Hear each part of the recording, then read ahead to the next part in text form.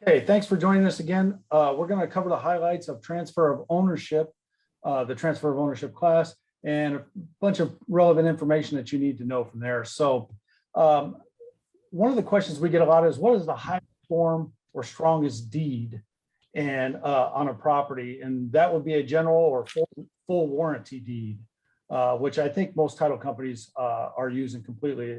I'm sure they are there where you're at too, correct? Yeah, it's the most common, easiest. Right. And the difference between that deed and say a lower level deed is that one guarantees the owner has the full bundle of rights of ownership for a property instead of just certain things. Okay. Example, one of the things that we get asked a lot about is about a quitclaim deed, right? Can't we just do a quitclaim deed and transfer the property? Well, you can, but that deed doesn't transfer. It only transfers ownership interest. Right. Do you know, the first time when I first started, somebody asked me if I could do a quick claim.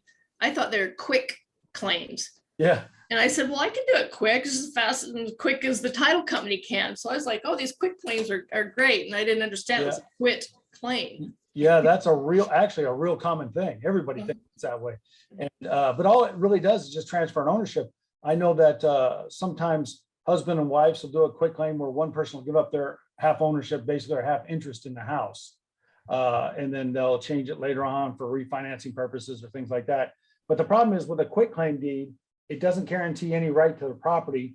And it's the lowest level of deed, which is why title companies a lot of times want you to renew them if they're over a couple of years old, right? Right.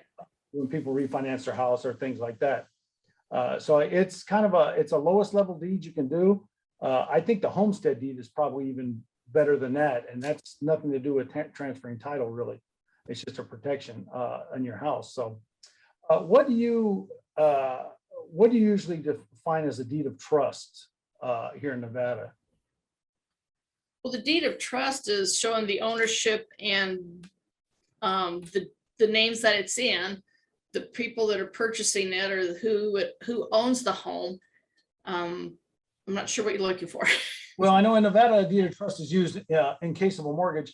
The lender receives the deed of trust. Right. It doesn't give them rights to the property, but it does give them a right to foreclose if you don't make the payments, Mr. Bob. Right. So the deed of trust shows the ownership on what owns it, but then it's going to show if there's a lien on it, a mortgage company. It's going to show the mortgage company holds the lien on it.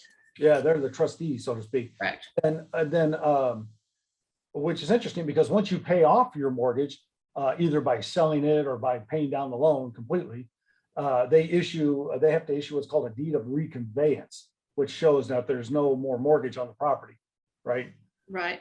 That it's been paid off, and it takes away their right also. This is really important. And I didn't realize this, but it takes away their right to foreclose on a property, because you don't want to go 5 years down the road after you paid off your mortgage and then there's a mistake made and they foreclose on you. You know? And it has happened. I've seen in cases where people go to sell their homes or refinance or something like that, and it shows that, there's a lien on it, that there's a mortgage on it still. And people say, I paid that off 3 years ago, or I've paid that off years ago. And what had happened is the bank hadn't sent in that reconveyance showing that they don't have claim to it anymore, that the debt had been paid. So you always want to make sure when the mortgage is paid that you do get that reconveyance from the bank showing that they no longer hold the. It should get recorded in Nevada. I've seen that too. Banks from other states will send you the deed of reconveyance, and they'll say, if you want to record it, you record it. Right. You better record it. But I actually have seen that also on properties where we worked. Probably another question we get a lot is the difference between a trust or a trustor and a trustee, which is kind of weird, but that everybody needs to remember that a trust is a legal entity used to hold property. Okay. Take possession of property. The trustor is the person who's created the trust. Okay. Right. Now that could be somebody's parents, for example, who have made you the trustee, who is the person who manages the trust. Okay. And is the executor after the trustor dies and things like that. So again, the trust for all of you out there is the legal entity used to hold property. The trustor is the person who made the trust, and the trustee is the manager of it. Right. And that's always been confusing to me, is the trustors, the trustees, the payors, the payees, Right. and so, and that's very important to remember who the trustor is and the trustee, because they can be Right. turned around so easy. The way I learned to remember this a long time ago in real estate school was the OR, like trustor or owner, okay, Right. it is the owner or the creator. So the trustor is the owner, the giver is the giver, like that. The mortgagor is actually the buyer. People, they get confused on this all. The mortgagee is the bank.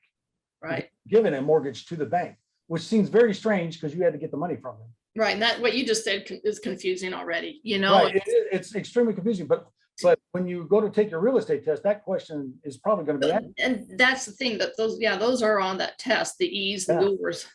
Yeah. And so remember, everybody remember, a mortgagor is the buyer and a mortgagee is the bank. That's the thing you have to remember on that. Okay.